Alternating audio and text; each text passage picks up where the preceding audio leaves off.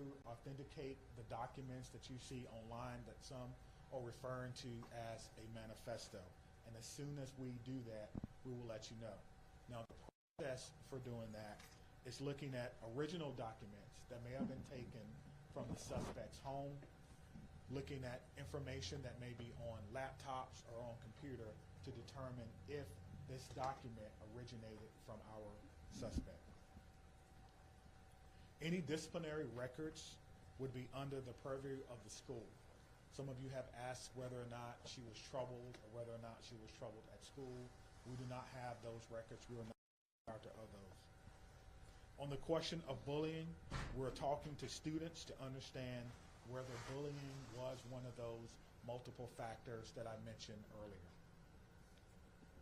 Some have asked if people were specifically targeted. Everyone was targeted in this incident, and everyone was put in equal danger. Today, numerous MMSD schools were targeted by false threats, often known as swatting. We're working closely with the Madison Metropolitan School District to determine where these originated and to investigate this call. We do not believe that there are any current threats to any Madison area schools, and will continue to investigate these calls and any threats of violence as they come in. Let me be clear on this point. Making false threats is a crime, and we are working with attorneys to prosecute these crimes as information is gathered. And if we have to do that, we certainly will. I encourage all parents, all family members to talk to your loved ones about this. We will determine where they originated. We'll use federal partners if we have to and levy those charges as well. As we continue to investigate what happened yesterday, we're keeping the victims and their families in the front of our minds. We want to thank the countless people and organizations who've reached out to support them, as well as the Dane County Victim Witness Unit and the Dane County Emergency Management, who provided direct support to the families. To the Abundant Life Christian Academy, this is a hurting and haunting situation, and the many survivors will need our continued support, and we pledge to give them that in the days, months, and even years ahead. As a community, we must not allow violence or any act of violence to define us. We refuse to allow hate, destruction to win in this city, but rather we will honor us in way. Please continue to take care of yourself and take care of each other. At this time, we have several officers who are working today, who was working yesterday.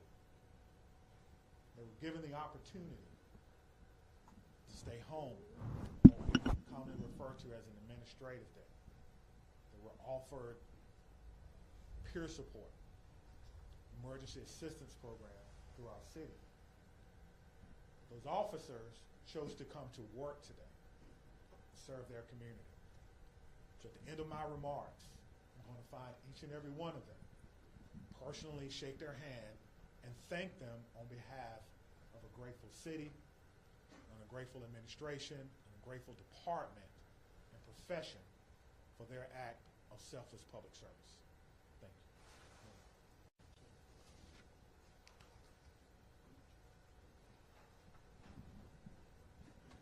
I want to start where the chief ended, which is just asking everyone in this room and within the sound of my voice to take a minute. It's been an incredibly difficult 24 plus hours at this point in time. We're all human, including each and every one of you in the media who is covering this really tragic event. Please remember that you're human and take care of yourselves. We all need to do that. Drink water. Take a moment. Access whatever mental health resources you need. Because that's our job now, is to take care of ourselves so we can take care of each other and our community. Yesterday, the Madison community experienced a terrible and traumatic event. If there's any positive in it, it's that the educators at Abundant Life, our local law enforcement and first responders, and our community partners were prepared to respond. They acted without hesitation to protect our children, and I'm grateful and humbled by their actions. It's a day that I hoped never would come to our city, but like so many other communities, here we are. We will never be the same,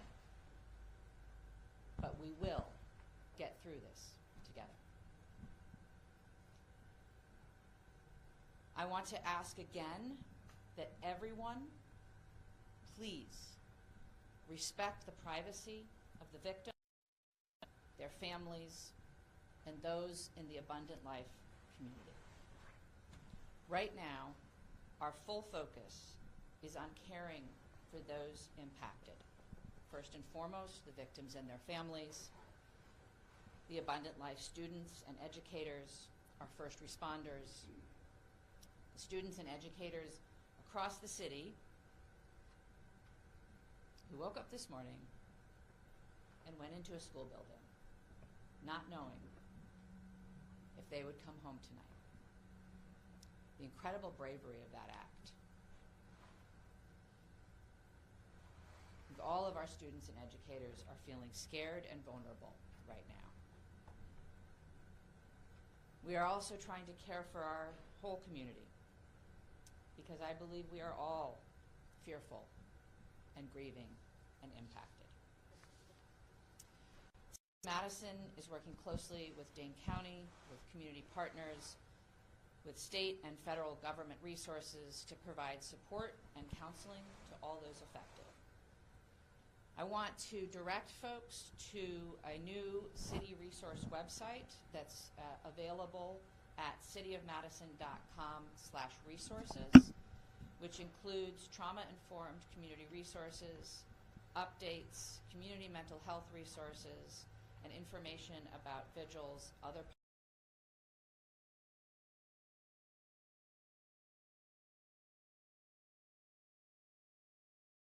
two things that are also on that website, and once again that website is cityofmadison.com/resources.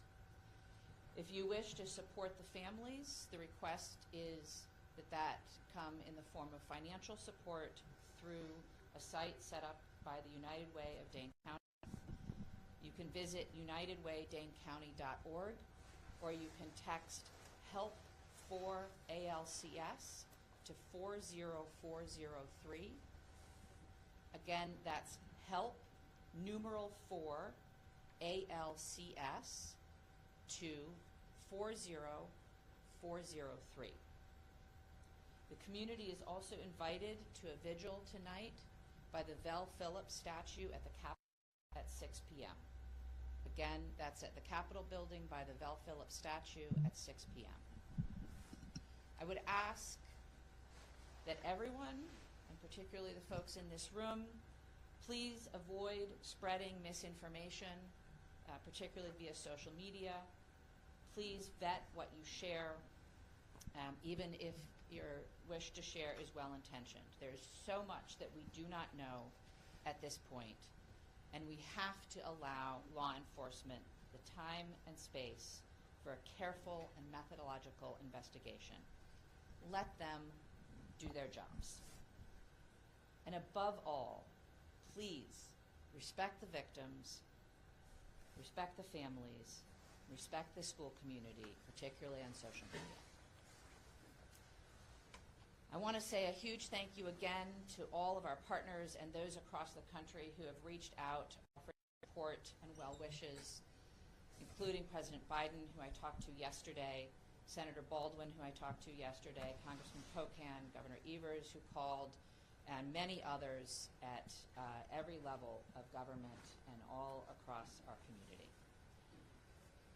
I want to thank most particularly our first responders and everyone who mobilized yesterday to help, and certainly Madison Police Department and the many law enforcement agencies that were mobilized, the Madison Fire Department, the Sheriff, the State Patrol, the FBI, the ATF. I want to thank our hospitals that cared for the victims and the medical staff there.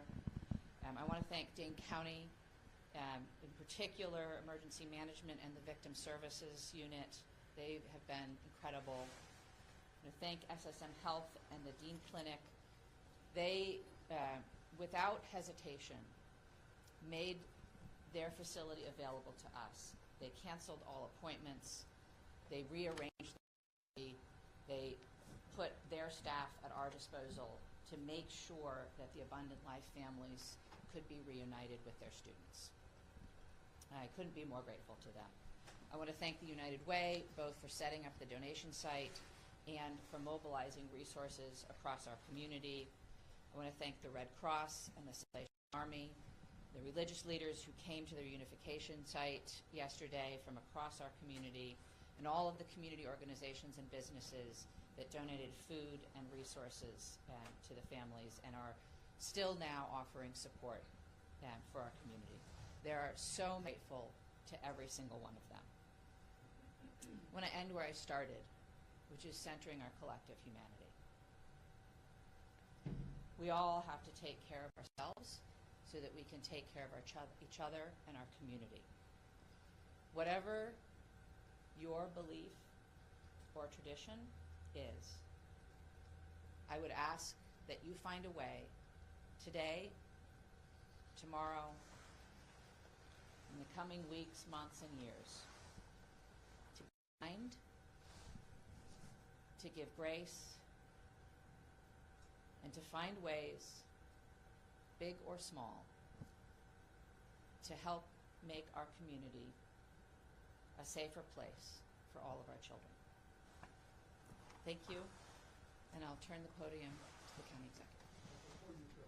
Will answer questions. Oh, I'm sorry. I'm sorry, I forget that you're not all local. My name is Satya Rhodes Conway. I'm the mayor of Madison. That's S-A-T-Y-A, last name R-H-O-D-E-S -C-O-N-W-A-Y. Satya Rhodes Conway, mayor of Madison, Wisconsin. Thank you.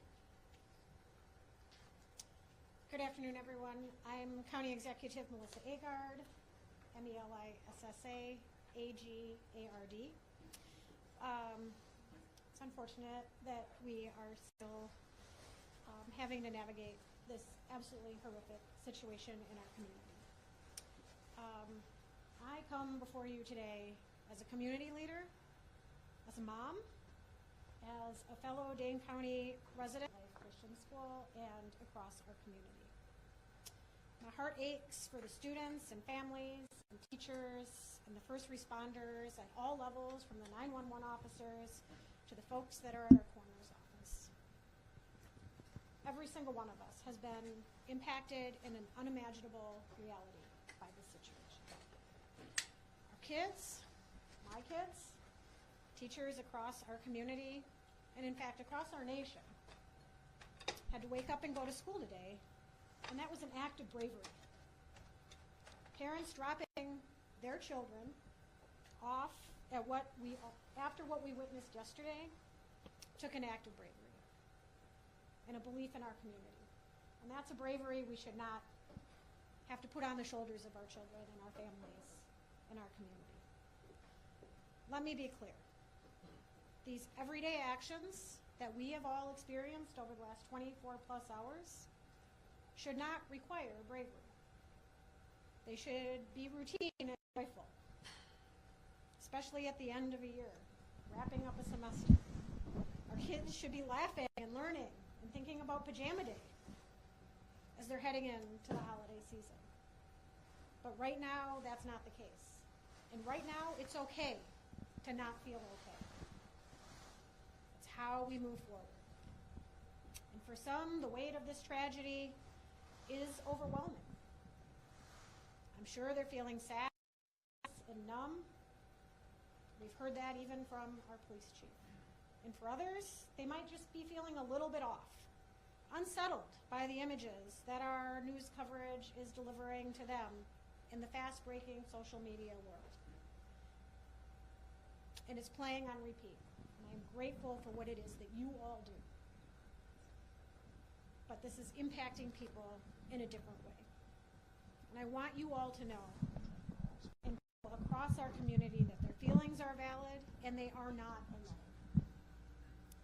Seeking support, talking to someone you trust, simply admitting that you're not okay is not a sign of weakness. It's actually a sign of strength.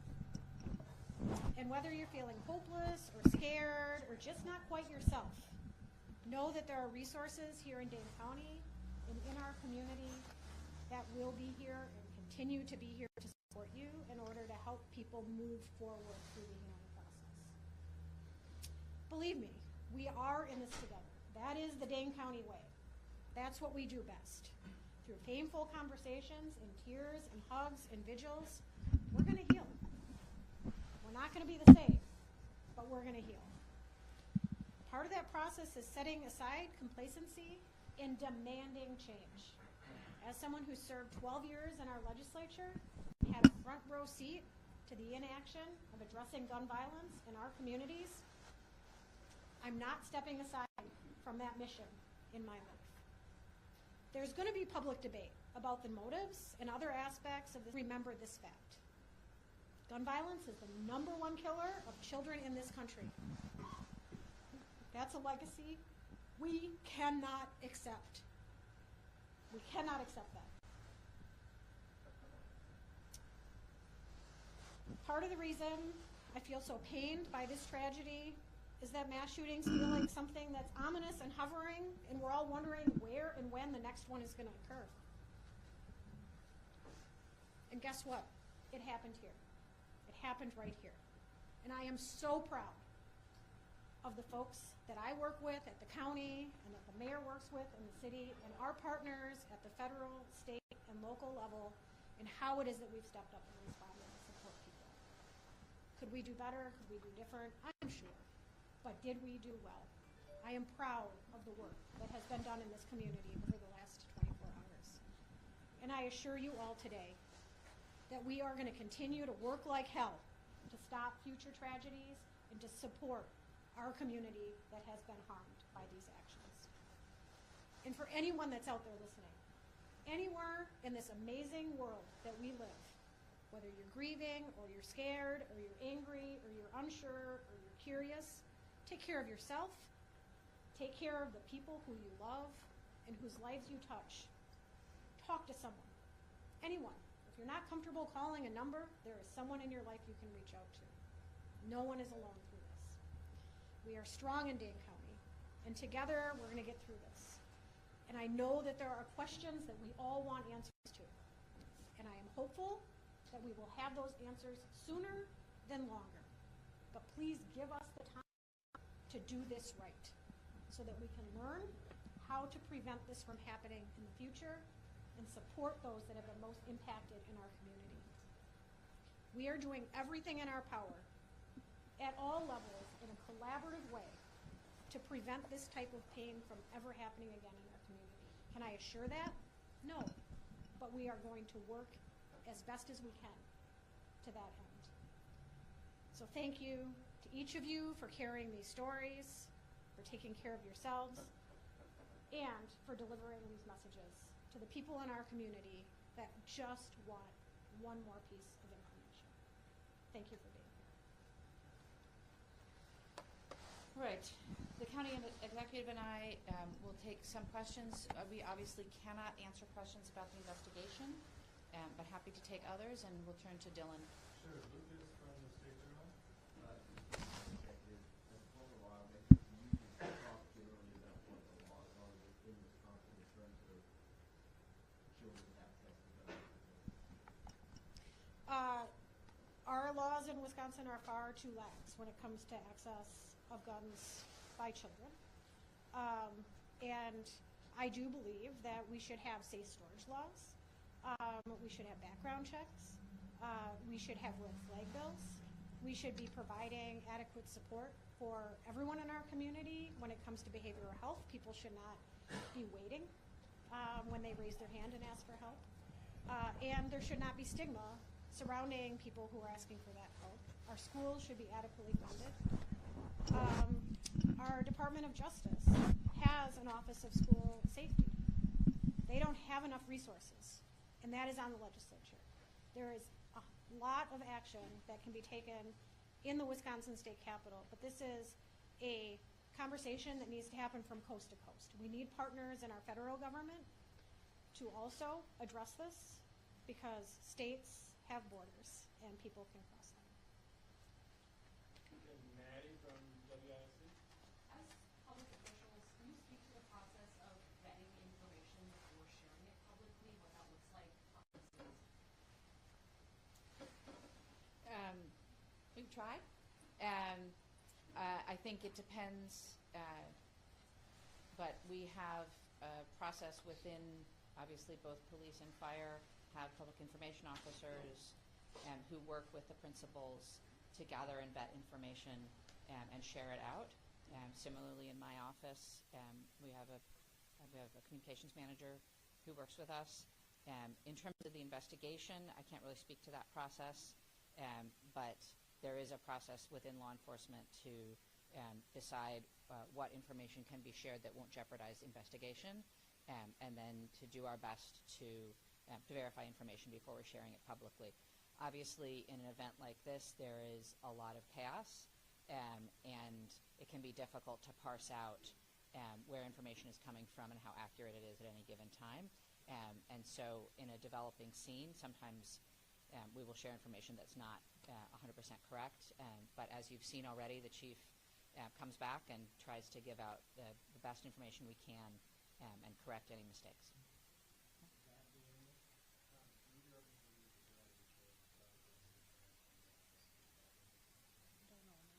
I think it's far too early to comment on that. As the investigation proceeds,